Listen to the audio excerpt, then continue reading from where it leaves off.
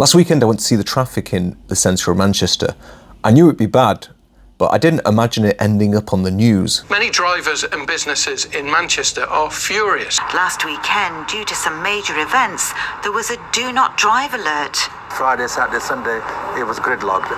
All the main road was gridlocked into city centre. I mean, you were stuck for 2-3 hours in a one-way system, especially at Deansgate, where it's very busy with all the bars and everything else. So I observed bad traffic all over the centre of Manchester. Deansgate came in for particular focus due to people arguing in the street and claims that people stuck in traffic for 1 hour. I think it's here. Why? Why? Where? Why?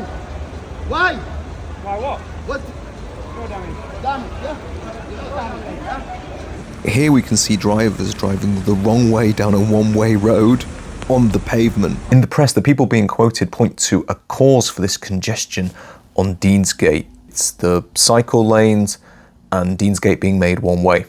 A business owner being quoted, "I wouldn't mind the cycle lanes, but you don't see any cyclists coming around, so I don't know when they're all supposed to be coming in." Let's look at the issue of not seeing people using the cycle lane. Well, the biggest issue is the cycle lane isn't complete. It's under construction. As you can see from the signs here, cycle lane closed. There isn't a safe way to get to these under construction sections without joining normal traffic beforehand. Once this route is complete, it's going to be possible to cycle from Trafford or Chorlton all the way to the cathedral. There are very few dedicated cycle tracks in the city centre, and this will become one of the few good north-south links in the city centre. When roads are under construction, I don't see anybody complaining they don't see drivers using the road as it's under construction.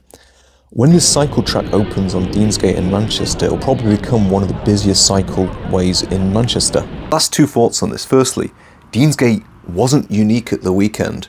There was traffic all over Manchester. I was cycling along Chorlton Street and traffic was stationary there. Traffic was stationary on Great Ancoat Street. Only a finite amount of road space in the city centre. If many drivers choose to drive in at the same time, especially at Christmas when there's multiple events on at arenas and the council issue a do not drive warning, you're going to expect traffic. My final thought on this, is traffic on Deansgate a new occurrence? Well, no. If you go back to the mid-2010s, you'll see people complaining about traffic on Deansgate, warnings that drivers will experience traffic on Deansgate.